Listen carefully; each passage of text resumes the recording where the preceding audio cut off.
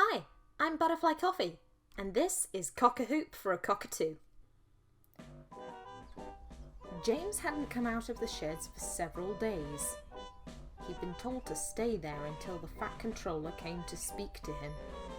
A peculiarly dressed passenger had complained after James had said something about his wardrobe.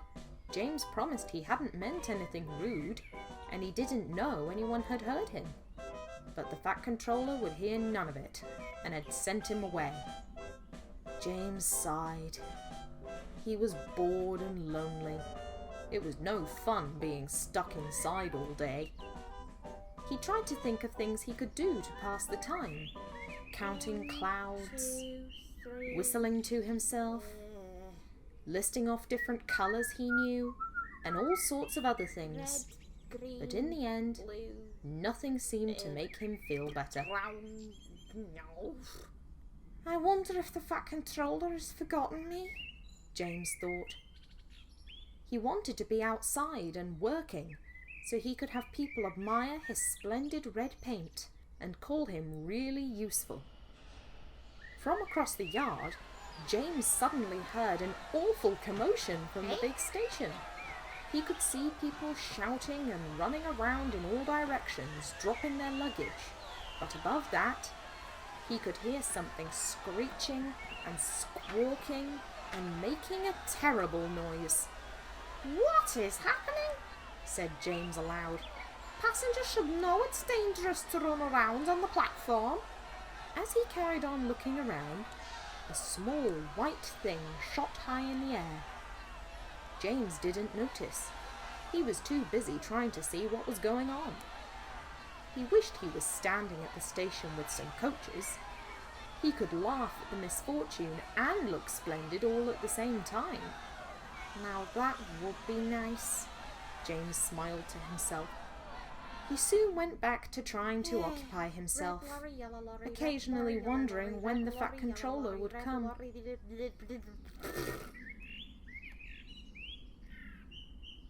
An hour or so later, James had worn himself out from doing nothing at all and was fast asleep. The sun shone outside and felt warm on James's boiler. He couldn't help dozing off. As he slept, something landed on the signal box close by. Jolly Roger! Jolly Roger! The signalman came out to see what the noise was, and promptly found himself being dived on by something white and feathery. He tried to wave it off, but it kept coming back again and again, screaming absolute nonsense. James yawned himself awake. He was surprised to see the signalman flapping about before dashing back inside his box. The white thing then circled around and swooped down towards the red engine. James watched in surprise. The thing turned out to be a bird. Oh! It had landed on an old oil barrel close to the shed.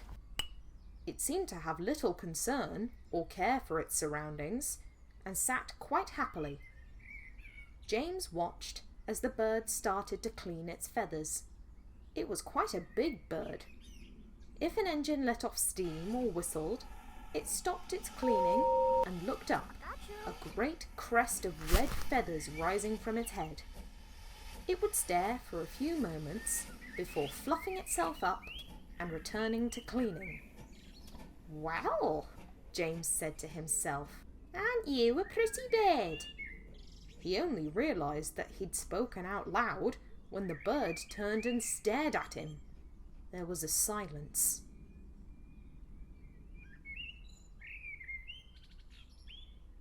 "Hello," stammered James. He felt awkward with the bird staring at him like that. Hello, pretty bird. James was shocked. He had no idea birds could talk. "How did you do that?" Pretty bird, said the bird. It then opened its wings and flew over, landing on James's buffer. James was a little nervous.